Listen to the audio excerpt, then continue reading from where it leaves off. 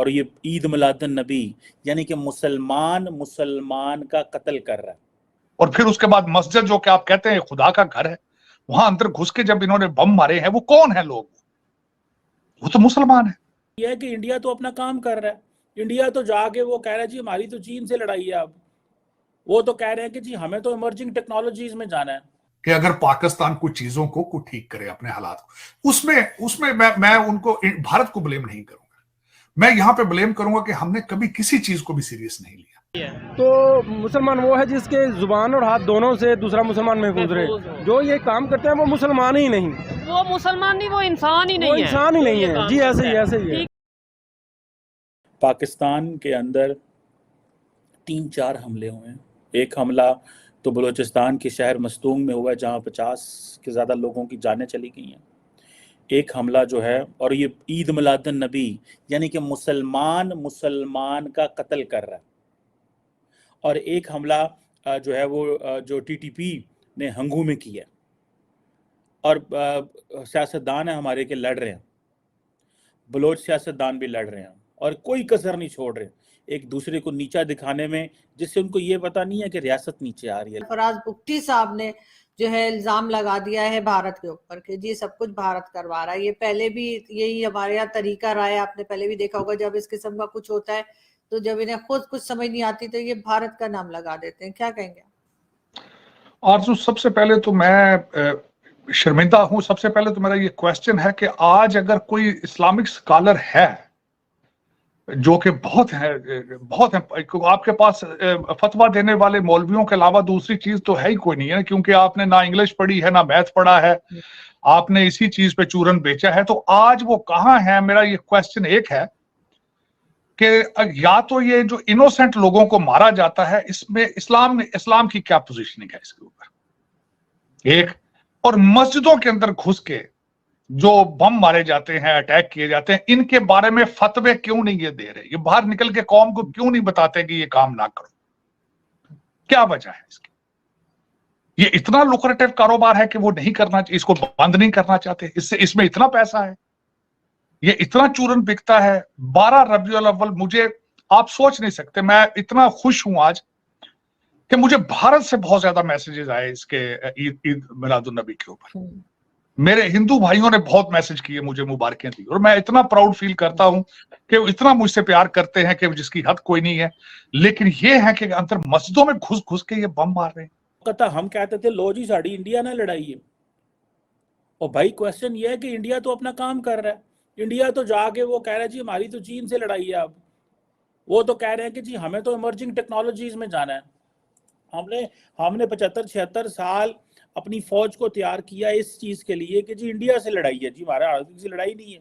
कि 2 सुइसाइड हमले, एक अफगानिस्तान से पाकिस्तान में अटैक, तो इमर्जिंग टेक्नोलॉजी में डिस्कशन में फर्क होता है। एक कौम फंसी हुई है दहशतगर्दों के चुंगल में और उनसे लड़ रही है दिन सुबह दोपहर शाम, और एक कौम जो है वो ये बात कर रही है कि पाइन इंडिया जो है वो आपको सस्टेनेबल, लॉन्ग टर्म और जो है वो प्रोडक्टिव एक एनवायरनमेंट देता है। आप आके हमारे पास इन्वेस्टमेंट करें। और हम बड़े खुश हैं कि जो अमेरिका के जो कॉर्पोरेट बोर्ड रूम्स हैं उसमें इंडिया की डिस्कशन हो रही है एज ए गप हो। मेरा सबसे पहला तो ये क्वेश्चन ये है कि बेदोष लोग जिनका कोई कसूर नहीं है, कोई किसी नस्ल और रंग किसी मजहब का भी हो, उसको मारना इस्लाम में जायज है क्या? और फिर उसके बाद मस्जिद जो कि आप कहते हैं खुदा का घर है, वहां अंदर घुस के जब इन्होंने बम मारे हैं, वो कौन है लोग? वो तो मुसलमान है। और फिर उसके बाद अब मैंने आज सुबह उठते पड़ा, वो उसका ज्यादा अफसोस हुआ मुझे। कहते हैं जी राह मुलव्वस है। आप किस चीज में मुलव्वस है? आप रोक क्यों नहीं रहे राह को भैया? अगर आप में इतना तपड़ है फिर तो आप रोकते क्यों नहीं उसको? और अपना होमवर्क ना करें। अब टीटीपी ने कहा है हमने नहीं किया, फिर आपने पहले आपकी कोशिश यही थी, मैं बिल्कुल इसको वॉच कर रहा था बड़ा क्लोजली। पहले ये सोचते रहे शायद टीटीपी ने किया, उन्होंने कहा भाई हमने नहीं किया। फिर ये सोचते रहे आईएसआईएस ने किया होगा, उसके पीछे ये जाने की कोशिश करते रहे। अब तीसरा, वहां से भी कुछ नहीं मिला, इन्होंने राह पे लगा दिया। जिस चीज को इन्होंने, जिसके बारे में जवाब ना देना हो, जिस चीज का चैप्टर क्लोज करना हो, ये फौरन कह देते हैं ये जी राह ने किया है, फिर उसके बाद स्टोरी खत्म। स्टोरी खत्म। लेकिन मेरा क्वेश्चन ये है कि माओ के बच्चे मर रहे हैं, माओ के बच्चे मर रहे हैं, खुदा रहा कुछ इसका करो। और मैं असली इसका मुझे भी बता देता हूं क्या है। ये हर अंधे बंदे को पता है। इस वक्त आपके 1 करोड़ से ज्यादा अफगान महाजरीन घूम रहे हैं खुलेआम पाकिस्तान के अंदर। और दूसरा, ना वो अपनी आपकी मर्जी से आए थे, ना आपकी मर्जी से जाएंगे। वो आपसे ज्यादा ताकतवर हो चुके हैं और वो नफरत करते हैं पाकिस्तान से। पता है आपको इस चीज का। वो बंगालियों से ज्यादा नफरत आपसे करते हैं। अफगानिस्तान का एक एक बच्चा आपसे नफरत करता है। इसमें एक चीज नजर आती है, मैं डॉक्टर जयशंकर के इस पूरे दौरे को बड़ा क्लोजली ऑब्जर्व कर रहा था। आज भी उन्होंने एम्बेसी के अंदर सवाल जवाब दिए और मैं उसको देख रहा था। तरनजीत संधू साहब एम्बेसडर भी साथ बैठे हुए थे। तो इनके ये जो स्टेटमेंट उन्होंने पाकिस्तान का नाम लिए बगैर कहा है, उसमें एक चीज नजर आती है। एक तो विल या ये सोच नजर आती है कि पाकिस्तान की वो हेल्प करना चाहते हैं, लेकिन कंडीशनल, कि अगर पाकिस्तान कुछ चीजों को ठीक करे अपने हालात को। उसमें मैं उनको, भारत को ब्लेम नहीं करूंगा। मैं यहां पे ब्लेम करूंगा कि हमने कभी किसी चीज को भी सीरियस नहीं लिया। इस वक्त भारत जो है is touching the peak of their diplomatic success. और उसमें एक चीज नहीं है, ये सारा टीम वर्क होता है।